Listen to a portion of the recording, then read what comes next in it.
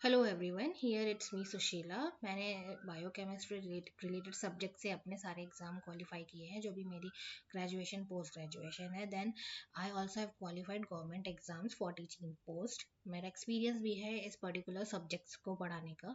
And then इससे related मैंने schools में भी अपने इस फील्ड में मैंने एक्सपीरियंस लिया है। देन उसके बाद जो इस वीडियो में एक्सप्लेनेशन है, मैंने कोशिश की है कि बायोटेक्नोलॉजी जो पीजीटी लेवल का होता है उसको एक्सप्लेनेशन करने की। एंड देन इसके जो सोर्सेज है और जो भी एक्सप्लेनेशन है वो बेस्ड है KVS, NVS, D triple S B, EMRS और जो भी और भी जो टीचिंग पोस्ट को रिलेटेड एग्जाम्स होते हैं उनसे रिलेटेड वो सिलेबस है। और जो इसका सोर्स मैंने लिया है वो एनसीईआरटी बुक्स है और यूनिवर्सिटीज़ जो भी है उनके पीजी सिलेबस। देन ये तो इंट्रोडक्शन पार्ट था।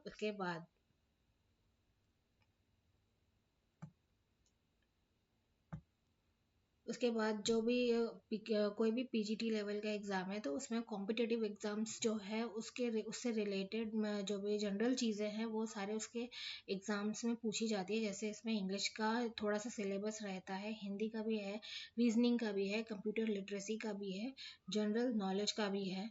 Then perspective on education and learn leadership, to understanding the learner, understanding teaching learning, theoretical perspective on learning, behaviorism, cognitivism, constructivism with special reference to their implications for the role of teacher, role of learner, nature of teacher student relationship, choice of teaching method, classroom environment, understanding of discipline power।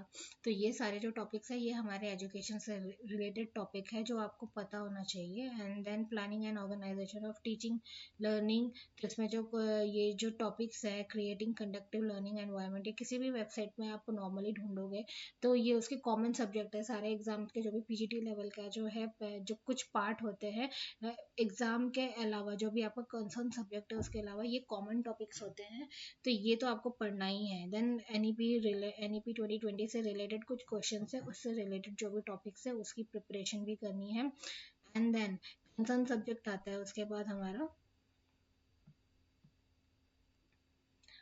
जो concern subject है ये paper के जो question paper patterns होते हैं उसमें 100 marks का होता है, तो उसी पे बेस्ड है ये, उसी से रिलेटेड टॉपिक्स है। एंड इंट्रोडक्शन टू बायोटेक्नोलॉजी ये फर्स्ट टॉपिक है, फंडामेंटल ऑफ बायोकेमिकल इंजीनियरिंग। इसके जो सब टॉपिक्स है अभी मैं इसको फिलहाल उतना नहीं पढ़ रही हूँ क्योंकि उसको पढ़ने से ये वीडियो जो है पहले से ही लेंदी है एक्सप्लेनेशन को लेके, बट इसको एक्सप्लेनेशन में के साथ पढ़ने में ज़्यादा सही रहेगा क्योंकि जो पहले जो टॉपिक्स है आपको जो कवर करने हैं वो एक टॉपिक के अकॉर्डिंग मैंने सीरियल वाइज कवर नहीं किए हैं। जो चीज़ पहले पता होनी चाहिए, जैसे हमें सेल का स्ट्रक्चर और सेल मेम्ब्रेन के बारे में पता होना चाहिए, उसके बाद बायोकेमिस्ट्री या बायोमोलिक्यूल सब्जेक्ट्स आते हैं। क्योंकि पहले आपको जब पता होगा कि कौन कौन से कंपोजिशन किधर है, कहाँ पे प्रेजेंट है, उसके बाद अगर आप स्ट्रक्चर को पढ़ोगे तो आप ज़्यादा उसको रिलेट कर पाओगे कि उसका लोकेशन किधर है और फंक्शन वो किस तरह से करते हैं। देन बायोटेक्नोलॉजी एंड सोसाइटी है, आपको इसके ऑब्वियसली एप्लीकेशन पता होना चाहिए। आप ये सब्जेक्ट अगर पढ़ रहे हो तो क्यों पढ़ रहे हो। एंड देन टेक्निक्स है, उसकी क्या क्या टेक्निक्स हम यूज़ कर सकते हैं कि इस सब्जेक्ट को पढ़ने के लिए। सेल बायोलॉजी, सेल स्ट्रक्चर सबसे पहला जो टॉपिक है मैंने अपने सब्जेक्ट का लेके इसी को लेके प्रिपेयर किया है। Genetics and molecular biology, then gene protein and gene manipulation, then cell culture technology, immunology, applied biotechnology। And then ये पेपर का पैटर्न है, जो भी सब्जेक्ट है वो कितने कितने मार्क्स के हैं। तो कंसर्न सब्जेक्ट जो है वो 100 मार्क्स का है, टोटल 180 का पेपर होता है और नेगेटिव मार्किंग भी होती है। तो यहाँ पे जो सेल मेम्ब्रेन जो पहला टॉपिक हम जब स्टार्ट करेंगे तो वो है composition, structure, membrane, associated receptor, artificial membrane, membrane protein, principle of membrane organisation, cell junction, membrane lipid. यहाँ पे इलेक्ट्रॉनिक्स माइक्रोस्कोप्स के थ्रू जब स्टडी की गई तो प्लाज्मा मेम्ब्रेन का स्ट्रक्चर जो है कुछ ऐसा दिखता है जो आपको स्क्रीन पे दिख रहा है। आप एनसीईआरटी बुक को भी फॉलो कर सकते हो और उसमें से देख सकते हो। तो बेसिकली इसमें जो कंपोजिशन होते हैं वो लिपिड और प्रोटीन का होता है, जो याद रखना है, और बाई लेयर फॉर्म में ये प्रेजेंट होता है। जो लिपिड जो है अरेंज होता है विद इन मेम्ब्रेन में पोलर हेड की तरफ, और जो हाइड्रोफोबिक है वो टेल वाला पार्ट होता है, वो नॉन पोलर पार्ट है। देन इसमें ये भी बोला है कि जब लेटर ऑन धीरे धीरे डिस्कवरीज होते गई तो उसमें और भी कंपोजिशन के बारे में पता चला, जैसे कि कार्बोहाइड्रेट्स भी है, कोलेस्ट्रॉल भी है। एंड इसमें जो इरिथ्रोसाइट का एक एग्जांपल लिया है अप्रोक्सीमेटली, उसमें कितना प्रोटीन प्रेजेंट होता है 52%, और जो 40% है वो लिपिड का होता है। तो ये जब एक्सट्रैक्ट करते हैं या फिल्टर आउट करते हैं उनकी स्टडीज करने के लिए, तब आपको पता चलता है कि पार्शियली कौन सा कंपोजिशन किस कौन से वाले सेल में उसके प्लाज्मा मेम्ब्रेन में प्रेजेंट है। और ये किसने डिस्कवर किया था? सिंगर एंड निकोलसन ने, देन 1972 में। और ये पीजे की इंफॉर्मेशन है तो इसमें आपको थोड़ा सा इंफॉर्मेशन जो है थोड़ा डिटेल में मिलेगा कि उससे भी पहले क्या क्या कौन कौन से साइंटिस्ट ने क्या क्या डिस्कवर कर रखा है। एंड देन ये प्रोकैरियोटिक और यूकैरियोटिक सेल के जो है सेल मेम्ब्रेन के बाहर होता है जो भी प्लाज्मा मेम्ब्रेन का जो भी कंपोजिशन है, तभी वो उसको प्रोटेक्ट कर पाता है पर्टिकुलर सेल को। तो सबसे पहले जो भी है स्विस बॉटनिस्ट कार्नेगी और कार्मर ने 1885 में इस सेल मेम्ब्रेन के टर्म को क्या क्वाइन किया था। एंड देन जो भी मेम्ब्रेन का फ्रेमवर्क है लिपिड बाइलेयर का, उसके बारे में इन्होंने भी थोड़ा सा स्ट्रक्चर जो है मेम्ब्रेन ट्रांसपोर्टर के बारे में बताया था। देन इसका नेचर जो है सेलेक्टिवली परमिएबल होता है, ये सारी चीजें बताई थी। एंड देन यहाँ पर क्रोनोलॉजिकल ऑर्डर है जो कि ये बताने की कोशिश की गई है स्ट्रक्चर, ये जो भी फिगर है या डायग्राम है उसके थ्रू, कि पहले कौन कौन सी जो सेल मेम्ब्रेन की डिस्कवरीज हुई है वो किस फॉर्म में हुई है। पहले वो सिंगल लेयर को जो साइंटिस्ट ने डिस्कवर किया था उन्होंने कहा था सिर्फ ये सिंगल लेयर है। सेकेंड वाले में डबल लेयर बोला, थर्ड वाले ने सैंडविच भी बोला इसको, फोर्थ वाले साइंटिस्ट ने जो भी डिस्कवर किया फोर्थ टाइम, उन्होंने ये बोला कि इसके बीच में जो है और भी कंपोजिशंस होते हैं। फाइनली जो भी धीरे धीरे करते करते फ्लूइड मोसाइक जो मॉडल है उसको एक्सेप्ट किया गया। देन यहाँ पे सैंडविच मॉडल जो है किसने डिस्कवर किया? डैनियली या डेवसन ने, तो इसको डेवसन डैनियली मॉडल भी कहा जाता है। देन इसका रॉबर्ट यूनिट मॉडल है। रॉबर्ट यूनिट मॉडल में जो बोला गया है membrane fixed with osmium tetroxide depicted and try laminar appearance, तो इसका ट्राई लेमिनार अपीयरेंस है, लेकिन प्रेजेंट डे में हम by layer lipid by layer को पढ़ते हैं। तो पहले इसका जो स्ट्रक्चर है शेप के अकॉर्डिंग भी साइंटिस्ट लोगों ने डिस्कवर एक्सप्लेनेशन देने की कोशिश की थी। देन यहाँ पर जो है ये मेन डायग्राम है जो आपको समझना है और आपको याद रखना है। तो ये जब भी आप अगर कलरफुल बना रहे हो तो कैसे डिफ्रेंशिएट करोगे अलग अलग कलर से, और अगर ब्लैक एंड वाइट से भी बना रहे हो पेन से, तो आपको पता होना चाहिए कि कौन सा पार्ट किस चीज को रिप्रेजेंट कर रहा है। तो जो ब्लैक वाला जो ये जो आप जो बड़े बड़े ब्लू कलर के राउंड राउंड सर्कल देख रहे हो, ये फॉर्म करता है लिपिड बाइलेयर, और इसको कहते हैं फॉस्फोलिपिड बाइलेयर। देन इसमें जो भी स्मॉल स्मॉल स्मॉल सर्कल जो है येलो कलर में वो ग्लाइकोप्रोटीन है, और जो एक एंड से दूसरे एंड में रेड कलर का जो भी पार्ट है वो है इंटीग्रल मेम्ब्रेन प्रोटीन, और उसके बीच में एक चैनल है जिसको प्रोटीन चैनल कहते हैं। पेरिफेरल मेम्ब्रेन प्रोटीन जो कि आउटर सरफेस की तरफ होता है, सरफेस में प्रेजेंट होता है प्रोटीन, वो अपर सरफेस भी हो सकता है लोअर सरफेस भी हो सकता है। साइटोस्केलेटल फिलामेंट है। एंड देन ग्लाइकोलिपिड होते हैं, ग्लाइकोप्रोटीन भी प्रेजेंट होते हैं। देन मेम्ब्रेन रिसेप्टर के नाम से ही पता चल रहा है कि उनके सरफेस में कोई रिसेप्टर्स होते होंगे, और उसको क्या है वहां से कोई एक केमिकल वाला जो पार्ट है प्रोटीन का वो बाइंड करता है। देन वो किसी भी प्रोसेस को एक्टिवेट करता है, केमिकल प्रोसेस को, जैसे कि हमारे न्यूरोट्रांसमीटर होते हैं या फिर हार्मोन्स होते हैं। वो डायरेक्टली काम नहीं करते, वो हमारी बॉडी में बहुत ही कम मात्रा में प्रेजेंट होते हैं, जो जिनको सेलुलर फंक्शन या फिर हमारे बॉडी के फंक्शंस हार्मोन फंक्शंस को एक्टिवेट करने के लिए किसी एक पर्टिकुलर मेम्ब्रेन या एक्टिवेट साइट की जरूरत होती है, उसके बाद वो प्रोसेस करते हैं। तो टाइप्स ऑफ रिसेप्टर जो है cell within a multi cellular organism, they need a signal, तो इन्हें सिग्नल की जरूरत होती है, और ये सेम सिग्नल एक बार जो सिग्नल ये लोग यूज करते हैं उसके बाद ये सेम सिग्नल में एक पर्टिकुलर हार्मोन जो है वो काम करेगा। Receptor are protein molecule, generally ये प्रोटीन मॉलिक्यूल होते हैं, सरफेस पे प्रेजेंट होते हैं, केमिकल सिग्नल प्रोड्यूस करते हैं। और एक लिगांड जो है मॉलिक्यूल होता है जो कि दूसरे मॉलिक्यूल के साथ बाइंड होके एक्टिवेट करता है प्रोसेस को। इंट्रासेलुलर और cytoplasmic receptor are found in cytoplasm of the cell. तो ये जो साइटोप्लाज्म सेल है वहाँ पे कौन सा रिसेप्टर होगा? Cytoplasmic receptor. once inside the cell many of these molecule bind protein that acts regulators of mRNA। तो एक बार जब ये सेल बाइंड हो जाता है तो वो क्या करता है? रेगुलेट mRNA को। mRNA क्यों काम आता है? क्योंकि वो डीएनए बाइंडिंग साइट में जो भी रिसेप्टर जो भी प्रोटीन होते हैं जब वो बाइंड करते हैं तो mRNA के थ्रू जो भी एक जनरेशन से दूसरे जनरेशन में जो भी एक्सप्रेशन या जो भी इंफॉर्मेशन होती है पास करने का वो काम करता है। Then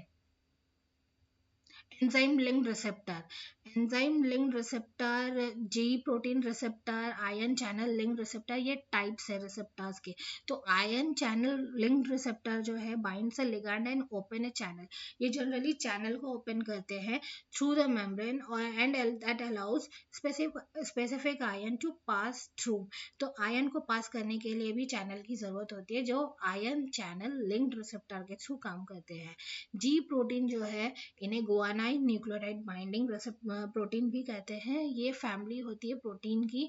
molecule switch inside the cell and are involved in transmitting signal from a variety of stimuli outside the cell to its interior। तो ये बाहर से जो है अंदर की तरफ कोई सिग्नल को ये ट्रांसमिट करते हैं जी प्रोटीन, उसके थ्रू जो है ये सारा फंक्शन प्रोसेस करते हैं सच एज हार्मोन और neurotransmitter. The article will discuss in the structure and function of GPCR in the human body. तो लेटर ऑन जो भी हार्मोन्स के स्ट्रक्चर्स होते हैं हम उसमें भी पढ़ेंगे कि ये जो जीपीसीआर के फॉर्म में इनका फंक्शन कैरिड आउट होता है किसका? जी प्रोटीन रिसेप्टर का। एंजाइम लिंक रिसेप्टर जो है ये एंजाइम जो है कुछ एंजाइम्स जो है ligand bind the extracellular domain, signal is transferred through the membrane, activate the enzyme, enzyme को एक्टिवेट करने के लिए काम करते हैं। इंट्रासेलुलर रिसेप्टर्स जो है स्टीरॉयड हार्मोन्स होते हैं। क्यों होता है ऐसा? क्योंकि ये जो हार्मोन्स होते हैं दो तरह के होते हैं, एक होता है हाइड्रोफोबिक हार्मोन, एक होता है हाइड्रोफिलिक हार्मोन। हाइड्रोफोबिक जो है ऑब्वियसली जो फैट मॉलिक्यूल्स होते हैं उन्हें क्या है ज़्यादा मेहनत करने की ज़रूरत नहीं होती सेल मेम्ब्रेन के अंदर आने की और कोई भी फंक्शन को प्रोसेस या कैरियर आउट करने की। ऑलरेडी जो उनका हाइड्रोफोबिक नेचर है वो बाइंड हो जाता है प्लाज्मा मेम्ब्रेन से, देन वो कैरियर आउट कर लेते हैं। लेकिन जो दूसरे होते हैं जैसे न्यूक्लिक एसिड है या फिर प्रोटीन से रिलेटेड मॉलिक्यूल है ये जल्दी बाइंड नहीं हो पाते, ये हाइड्रोफिलिक नेचर होते हैं। तो हाइड्रोफिलिक को अटैच करने के लिए प्लाज्मा मेम्ब्रेन को एक पर्टिकुलर चैनल या पर्टिकुलर प्रोटीन या लिगांड की जरूरत होती है जिसके थ्रू वो एंटर करते हैं एंड देन सारे प्रोसेस उसके बाद ये एक्टिवेट होते हैं। बायोलॉजिकली रिलेवेंट आर्टिफिशियल मेम्ब्रेन, यहाँ पे आर्टिफिशियल मेम्ब्रेन का एक एक्स्ट्रा टॉपिक है जो इसमें ये बोला है कि कुछ इन्फॉर्मेशन मैंने वेबसाइट से भी ली है क्योंकि मुझे ये कहीं पर मिल नहीं रहा था।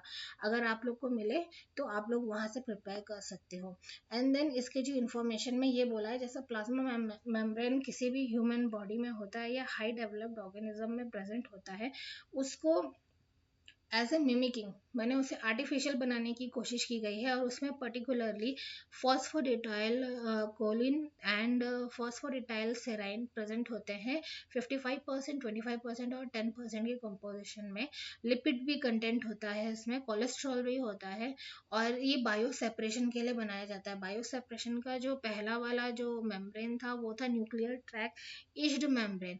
तो ये कुछ जो है केमिकल इचिंग जो होती है वो वहाँ पे स्मूथ तरीके से उस प्लाज्मा मेम्ब्रेन में काम हो सके, तो जो भी उसके ऑब्स्ट्रक्शंस है या जो भी ऑब्स्टिकल्स है उनको हटाने का काम करता है।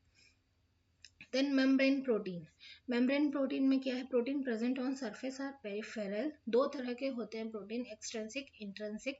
पेरिफेरल और integral. Channel transmembrane protein is example of integral protein. तो यहाँ पर जो ट्रांसमेम्ब्रेन जो भी चैनल होता है वो इंटीग्रल प्रोटीन ऑलरेडी डायग्राम में भी मेंशन है, उसे वो बोला जाता है और इसकी वजह से इसे फ्लिप फ्लॉप मॉडल भी बोला जाता है। Then help to Some of the lipid at the outer surface form complexes with carbohydrate to form glycolipid. Glycolipid के किसका कॉम्बिनेशन है? ये है लिपिड का और कार्बोहाइड्रेट का. और studies suggest that the hydrophobic interaction along with hydrophilic interaction helps to determine the three-dimensional shape of molecule present in the cell membrane and also regulate the membrane fluidity. Hydrophobic interaction in particular determine the spatial position in mainly peripheral protein in the membrane. Cell recognized protein are another important group of integral protein. These proteins get easily recognized by other cell. A protein that selectively bind to specific molecule outside the cell is called a receptor. It is a type of recognition protein and its binding induces a chemical reaction with the cell.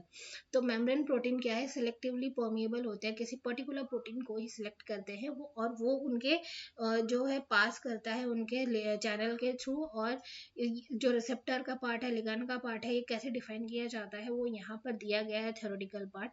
Then protein contain alpha helical transmembrane segment.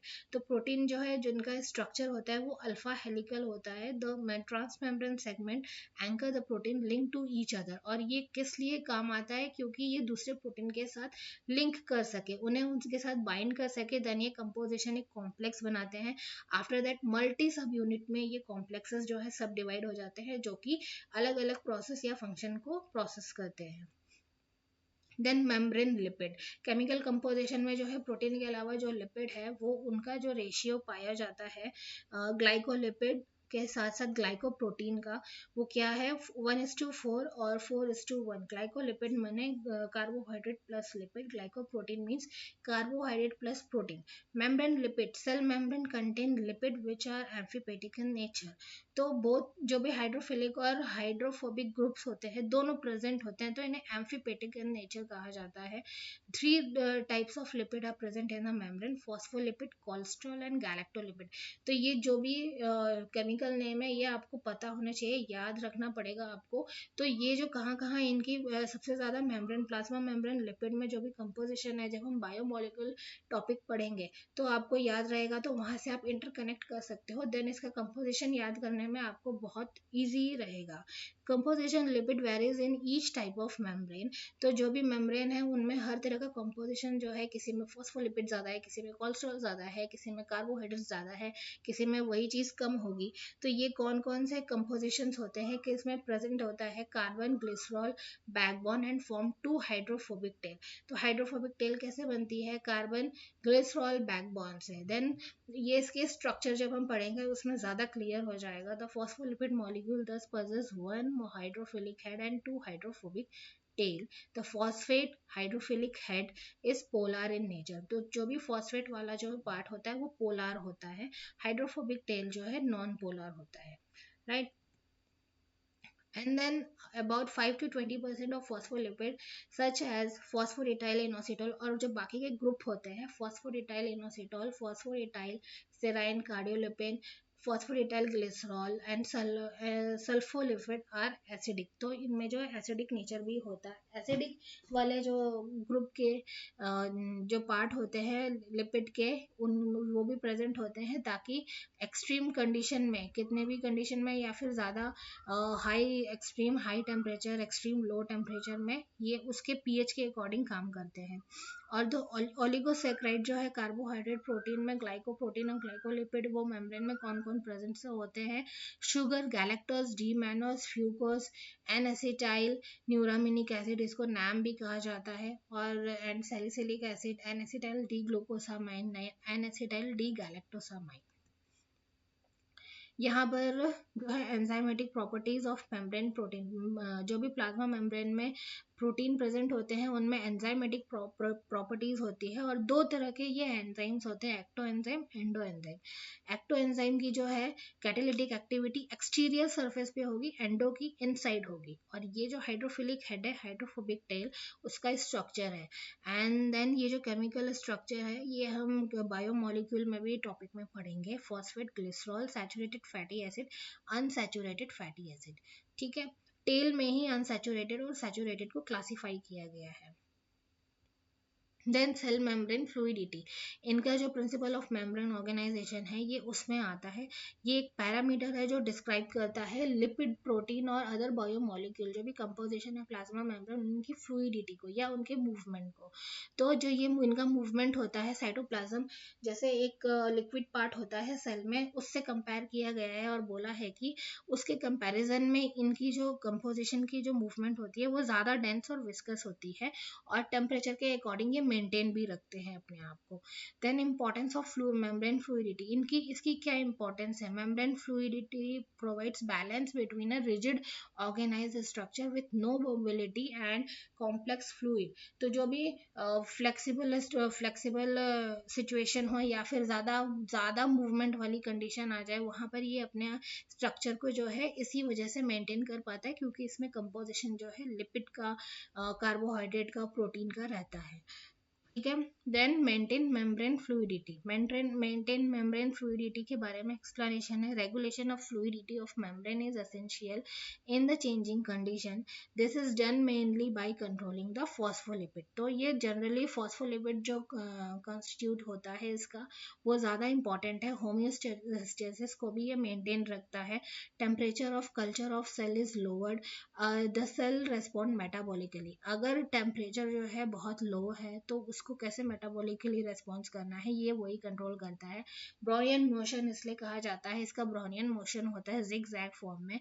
Jin scientist ने discover किया होगा उसके according इन्होंने इसका movement का नाम रखा है। डेंसिटी जब हाई होती है तो रेट ऑफ डिफ्यूजन जो है लो होता है। लाइफ सेल यानी कि जो भी उनमें ट्रांसफर होता है केमिकल्स का, सिग्नल्स का, अगर डेंसिटी ज़्यादा हाई है तो वो डिफ्यूज़न जो है ऑब्वियसली लो हो जाएगा। डेंसिटी लो है तो डिफ्यूज़न क्या हो जाएगा, ज़्यादा कम हो जाएगा, ज़्यादा वो भी हाई हो जाएगा, वो हाई हो जाएगा। तो इनवर्सली प्रोपोर्शनल है, तो इसमें कंफ्यूजन नहीं होना है। Density is inversely proportional to the diffusion. Then cell junction, इसमें एक टॉपिक है सेल जंक्शन। यहाँ cell junction are the region where interacting plasma membrane of adjacent cells are highly specialized. Often these junctions include underlying cytoplasm and the intervening intracellular spaces are specialized. Often these junctions include underlying cytoplasm and the intervening intercellular spaces as well. Cell junctions grouped into three functional categories: adhering junction, impermeable junction and communicating junction.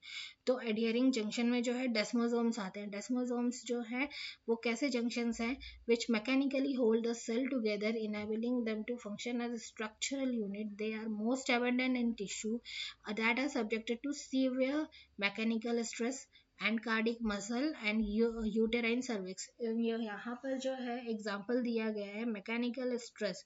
जब भी आप कोई exercise काम करते हो या ज़्यादा आपकी बॉडी एक्स्ट्रा काम करती है तो उसमें जो आपको मसल्स में स्ट्रेस आपको कार्डियक मसल में या आपकी बॉडी के मसल्स में जो भी फील होता है, रियलाइज होता है, ये डेस्मोसोम्स जो है वहाँ पर जंक्शंस का काम करके सेल को कैसे अरेंज रखना है टुगेदर इंटरैक्ट करके उसका काम करते हैं। एंड देन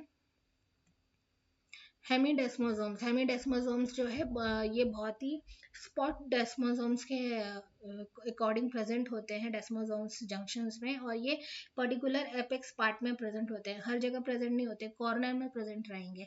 टाइट जंक्शन, ये टाइट जंक्शन जो है इम्पर्मिएबल जंक्शन होते हैं। ऑब्वियसली इसमें जो सेल्स होंगे बहुत ही पास पास अटैच होंगे, तो इसमें जो है चैनल का जो भी कैल्शियम है, मैग्नीशियम है हमारी बॉडी में, ये जल्दी जल्दी पास आउट नहीं हो पाएगा, एब्जॉर्ब हो जाएगा बॉडी के अकॉर्डिंग, बॉडी के फंक्शन के अकॉर्डिंग। गैप जंक्शन, इसमें जो है common type of cell junction widely present in all animal. Such junctions are communicating junction as they allow smaller water soluble molecule and ion to pass directly from one cell to another। तो ये क्या generally पास करते हैं, क्या transfer करते हैं, small water soluble molecule और ion. तो इस कौन कौन से इनके जो डायामीटर होते हैं मॉलिक्यूल्स के, 1.5 nanometre connecting to cell interior. तो अंदर के पार्ट में ही जितने जो दो सेल के बीच में जितनी जगह होती है उसी मॉलिक्यूल को ये पास करते हैं, अलाउ करते हैं पास होने के लिए।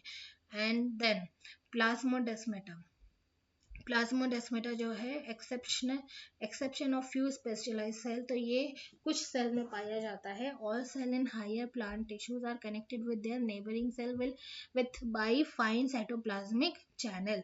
तो दो सेल आपस में कनेक्ट होते हैं, उनमें एक चैनल के थ्रू कनेक्शन होता है, उसको प्लाज्मोडेस्माटा कहते हैं. इलेक्ट्रॉन माइक्रोस्कोप से इसको desmotubule is continuous with endoplasmic reticulum membrane in each of the connected cell. तो इलेक्ट्रॉन माइक्रोग्राफ में जो स्टडी की गई उसमें क्या है, डेस्मोट्यूब्यूल नाम का एक स्ट्रक्चर है जो कि किससे अटैच है, इसमें प्लाज्मोडेस्माटा में जो भी स्ट्रक्चर पाया गया वो एंडोप्लाज्मिक रेटिकुलम के मेम्ब्रेन से कनेक्टेड होता है. देन ओके, तो ये जो सेल ऑर्गेनेली का जो पार्ट है ये हम नेक्स्ट वीडियो में कवर करेंगे. उससे पहले जो भी ये सेल मेम्ब्रेन का कंपोजिशन का पार्ट, कंपोजिशन में लिपिड और जो प्रोटीन का कंपोजिशन है, फ्लूइड मोसेक मॉडल, उसका स्ट्रक्चर बहुत इंपॉर्टेंट है. देन उसके रिसेप्टर इंपॉर्टेंट है. रिसेप्टर में हमने जो भी चीज़ें पढ़ी, आउटर में हाइड्रोफोबिक रिसेप्टर और हाइड्रोफिलिक रिसेप्टर, वो सारी चीज़ें, enzyme linked ion channel, artificial membrane के बारे में, मेम्ब्रेन प्रोटीन का कंटेंट है. Then principle of membrane organisation जिसमें सेल मेम्ब्रेन फ्लूइडिटी के बारे में पढ़ा, सेल जंक्शंस, डेस्मोसोम्स और एडियरिंग नेचर, और cell junction, gap junctions, membrane lipids, जो भी लिपिड्स है वो कौन कौन से कंपोजिशन से और कितना प्रेजेंट होता है. तो फिलहाल इस वीडियो में तो इतना ही कवर हो पाया है, बाकी की इंफॉर्मेशन डिटेल्स में नेक्स्ट वीडियो में देखेंगे. तब तक के लिए थैंक यू सो मच.